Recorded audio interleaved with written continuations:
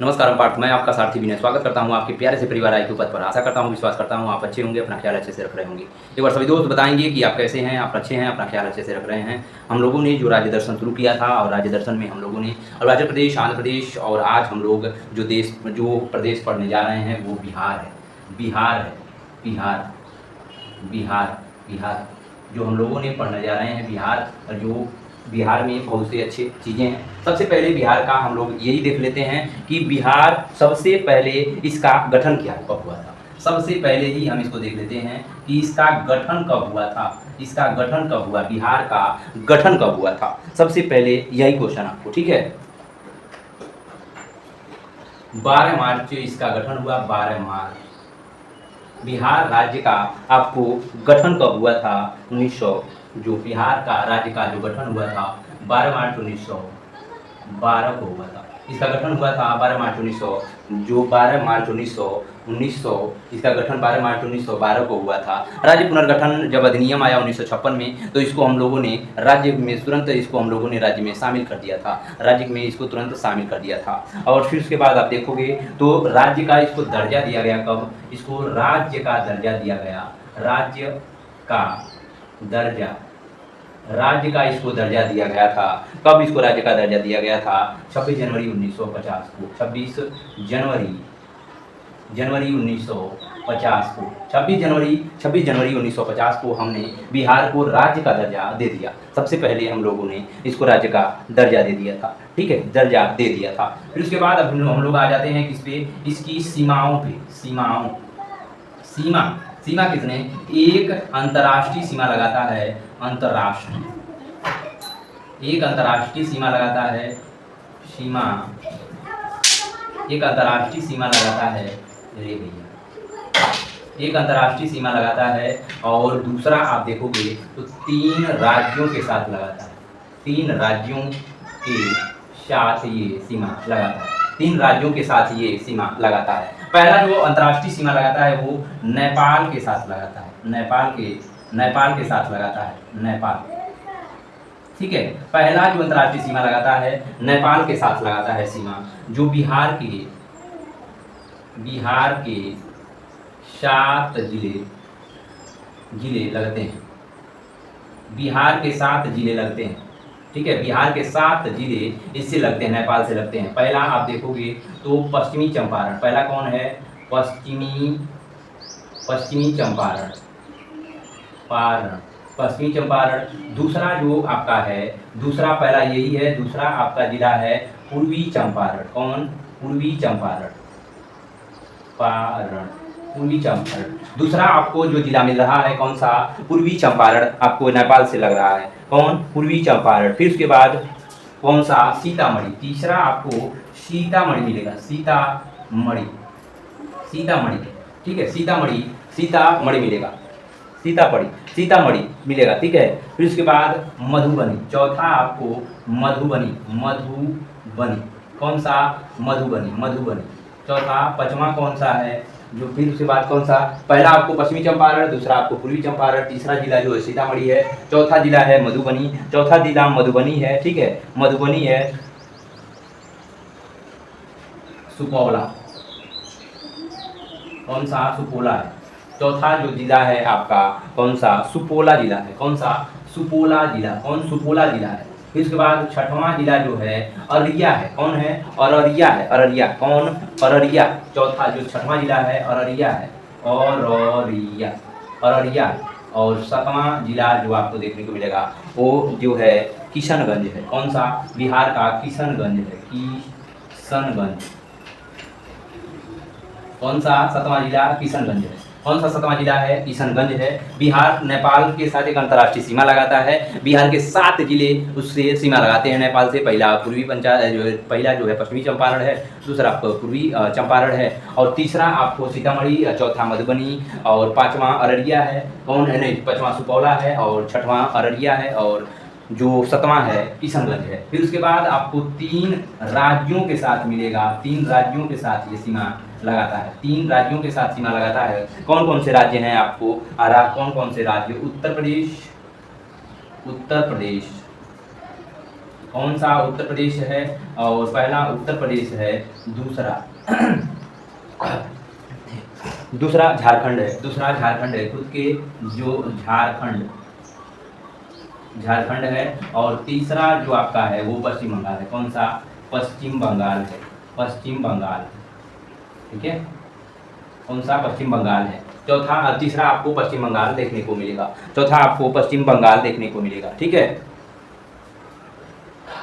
ये भारत के पूरब में स्थित है। ठीक है, ये कहाँ पे है? भारत के पूर्व में स्थित राज्य है। ठीक है, भारत के पूरब में ये स्थित है। कहाँ पे है? भारत के ये पूरब में स्थित है। ये राज्य कहाँ पे? भारत के पूरब में स्थित है। ये कहाँ पे है? भारत के पूरब में स्थित है। ठीक है, क्षेत्रफल के आधार पर देखा जाए तो क्षेत्रफल के आधार पर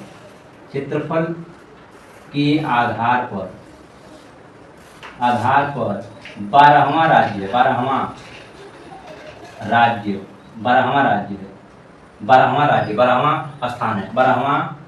स्थान है।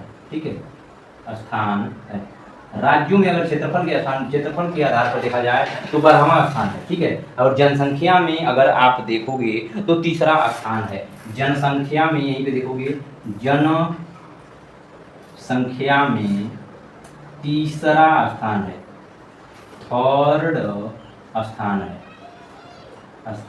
ठीक है, पहला उत्तर प्रदेश, दूसरा आपको महाराष्ट्र, दूसरा आपको कौन है? महाराष्ट्र है, दूसरा आपको महाराष्ट्र है और तीसरा आपको मिलेगा बिहार। ठीक है, जनसंख्या में तीसरा स्थान बिहार का है। तीसरा स्थान किसका है जनसंख्या में? बिहार का है। ठीक है, बिहार का है। फिर उसके बाद पश्चिम बंगाल आ जाएगा, फिर उसके बाद मध्य प्रदेश आ जाएगा। ठीक है, और फिर हम लोग ऊपर आते हैं। फिर उसके बाद हम लोग देखते हैं कि और भी क्या है। तो इसमें अगर देखा जाए तो इसमें कितने जिले हैं, जिलों की संख्या कितनी है? जिलों की संख्या, बिहार में जिलों की संख्या कितनी है? जिलों की संख्या इसमें कितनी है? तो जिलों की संख्या इसमें देखा जाए तो 38 है। कितने हैं? 38 जिले इसमें हैं। 38 जिले बिहार में देखने को मिलेंगे, 38 जिले बिहार में देखने को मिलेगा। ठीक है, आधिकारिक भाषाएं कितनी हैं? आधिकारिक भाषा कौन कौन सी है इसमें? आधिकारिक भाषा कौन है? तो हिंदी है और उर्दू है। आधिकारिक भाषा कौन है? हिंदी है और उर्दू है। हिंदी है और उर्दू। आधिकारिक भाषा कौन सी है? हिंदी है और उर्दू है। किसकी? बिहार की आधिकारिक भाषा है हिंदी और उर्दू। हिंदी और उर्दू इसकी आधिकारिक भाषाएं हैं। किसकी? अब इसकी आधिकारिक भाषाएं हैं हिंदी और उर्दू। ठीक है, फिर उसके बाद हम लोग आगे बढ़ते हैं और आगे देखते हैं कि इसमें जो इसके मुख्यमंत्री कौन हैं? बिहार के वर्तमान मुख्यमंत्री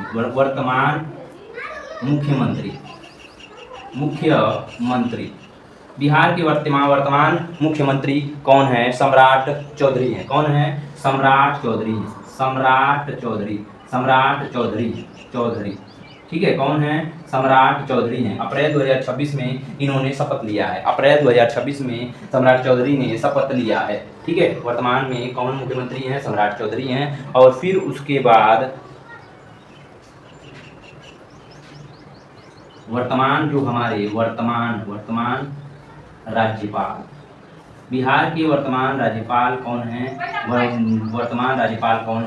वर्तमान राज्यपाल हमारे कौन हैं? ये जो कौन है? तो सैयद अता हसनैन है। कौन है? सैयद अता हसनैन।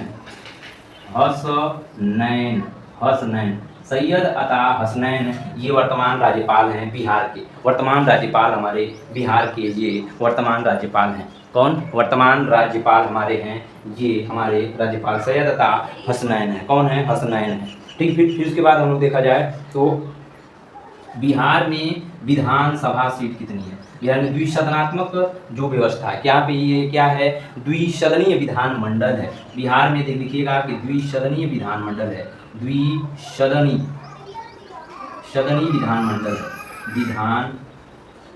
विधानमंडल है। मंडल है। ठीक है, बिहार में क्या है, द्विसदनीय विधानमंडल है। यहीं पे लिखिएगा, यहीं पे कि विधानसभा सीट कितनी है, विधानसभा विधानसभा सीट कितनी है इसमें। फिर उसके बाद एक यहाँ पे लिखिएगा कि विधान परिषद की सीट कितनी है, विधान परिषद की सीट कितनी है, विधान परिषद की सीटें कितनी है यहाँ पे बिहार में। फिर उसके बाद एक चीज़ यहाँ पे और लिखिएगा कि लोकसभा की सीट कितनी है, लोकसभा की सीट कितनी है, लोकसभा सीट कितनी है। यहीं पे लिखिएगा कि राज्यसभा सीट कितनी है, राज्यसभा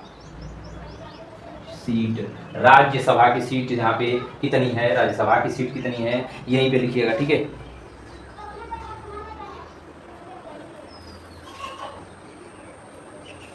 विधान परिषद की जो सीटें हैं वो 75 है। विधान परिषद की सीट कितनी है, 75 है। विधान जो सभा की सीट हमारी कितनी है, विधानसभा की सीट कितनी है, 243 है। विधानसभा की बिहार में कितनी सीटें हैं, 243 हैं। विधान परिषद की सीटें कितनी हैं, 75 हैं। लोकसभा में कितनी सीटें हैं, राज्यसभा में सीट कितनी हैं। लोकसभा में देखा जाए तो 40 सीटें हैं और राज्यसभा में मात्र 16 सीटें हैं। राज्यसभा में कितने हैं, मात्र 16 सीटें हैं। राज्यसभा में 16 सीटें हैं। ठीक है, इसको जल्दी से इसको नोट करिएगा। फिर हम लोग आगे बढ़ते हैं। फिर उसके बाद हम लोग कहाँ बढ़ते हैं, आगे बढ़ जाते हैं। फिर उसके बाद हम लोग आगे बढ़ जाते हैं। ठीक है, फिर उसके बाद हम लोग आगे बढ़ जाते हैं। इसको जल्दी से नोट करिएगा, पार्ट जल्दी से नोट करो आप इसको। फिर जल्दी से हम लोग आगे बढ़ जाते हैं। ठीक है, उसके बाद हम लोग आगे बढ़ेंगे और आगे बढ़ करके ये करेंगे कि राजकीय चिन्ह,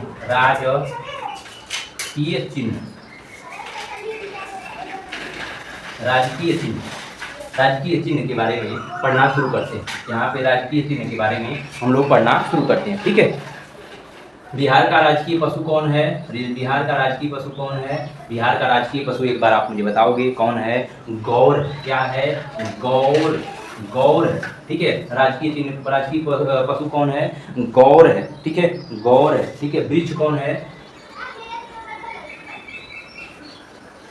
वृक्ष, राजकीय वृक्ष कौन है, बिहार का राजकीय वृक्ष क्या है, पीपल। ठीक है, पीपल जिसे बोधि वृक्ष कहा जाता है, बोधि वृक्ष। ठीक है, बोधि वृक्ष है। राजकीय वृक्ष कौन है, पीपल वृक्ष है या बोधि वृक्ष भी इसको कहा जाता है। पक्षी, राजकीय पक्षी कौन है, राजकीय पक्षी कौन है, पक्षी कौन है यहाँ का, पक्षी कौन है, राजकीय पक्षी कौन है, हाउस स्पैरो। क्या नाम है इसका, हाउस स्पैरो है। क्या नाम है इसका, हाउस स्पैरो। क्या नाम है इसका, हाउस स्पैरो है। राजकीय पक्षी कौन है, हाउस स्पैरो है। बिहार का राजकीय पक्षी हाउस स्पैरो है। ठीक है, राजकीय पुष्प कौन है, पुष्प कौन है, कचनार है। कचनार एक पुष्प आता है, वो बिहार का राजकीय पुष्प है। ठीक है, और राजकीय फल जो है, फल इसका कौन है, फल जो आम क्या है, आम। ठीक है, आम, राजकीय फल कौन है, आम। बिहार का राजकीय फल आम देखने को मिलेगा। ठीक है, फिर उसके बाद यूनेस्को स्थल देख लेते हैं, यूनेस्को स्थल। ठीक है, यूनेस्को में जो हमारे बिहार के स्थल कौन कौन शामिल हैं, यूनेस्को स्थल। ठीक है, यूनेस्को स्थल में कौन कौन चीज़ों को शामिल किया गया। ठीक है, महाबोधि कॉम्प्लेक्स, ठीक है, कॉम्प्लेक्स, महाबोधि कॉम्प्लेक्स जो जिसे मंदिर है, मंदिर ये शामिल है यूनेस्को में। महाबोधि कॉम्प्लेक्स जो है बिहार का, ये यूनेस्को में शामिल है। ठीक है, बोध गया एक बिहार है, बोध गया बिहार नहीं है, बिहार है। ये भी यूनेस्को में शामिल है। बोध गया बिहार जो है ये भी शामिल है। कहाँ पे, यूनेस्को में। ठीक है, नालंदा महाविहार,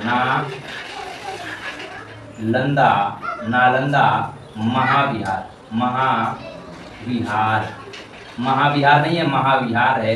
ये भी आप देखोगे कहाँ पे, ये भी शामिल है यूनेस्को में, ये भी यूनेस्को में शामिल है, ठीक है। ये प्राचीन जो था, प्राचीन नालंदा महाविद्यालय था, प्राचीन नालंदा महाविद्यालय था,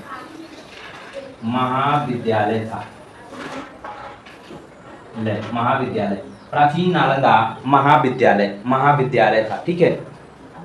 5वीं शताब्दी में बना था, 5वीं शताब्दी में बना, 5वीं शताब्दी में बना ये शताब्दी,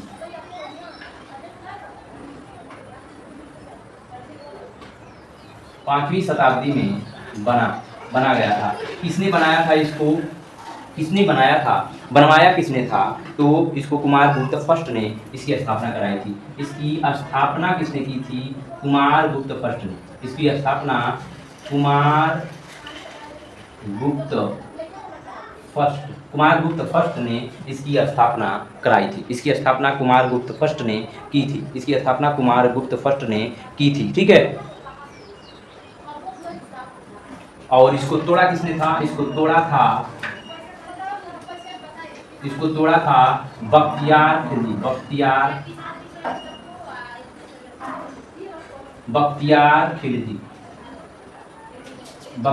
खिलजी ने इसको तोड़ा था। कौन तोड़ा था, बख्तियार खिलजी ने इसको तोड़ा था। बख्तियार ऐसे नहीं लिखा है,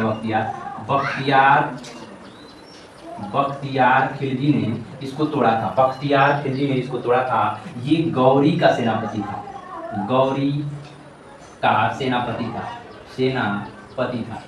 गौरी का ये सेनापति था बख्तियार खिलजी, इसने नालंदा को तोड़ा था। तो महाबोधि कॉम्प्लेक्स मंदिर ये भी यूनेस्को में शामिल है। बोध गया विहार ये भी हमारे यूनेस्को में शामिल है। नालंदा महाविहार जो है ये भी हमारा शामिल है, कहाँ पे, यूनेस्को, ठीक है। फिर उसके बाद हम लोग आ जाते हैं रामसर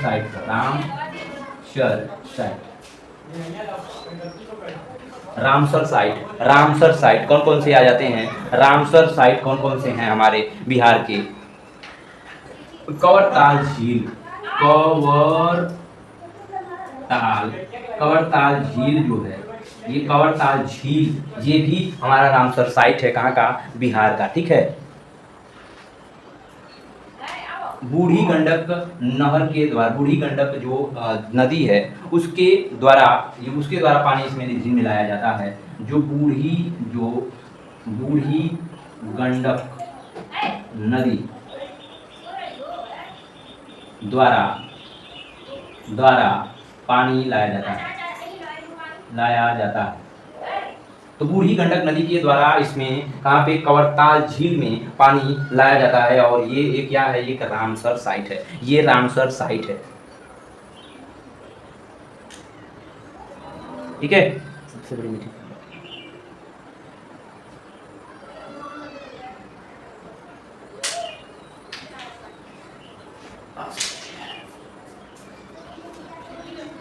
यही क्या है, गोखुर झील है। इसे लिखिएगा इंपॉर्टेंट करके लिखिएगा कि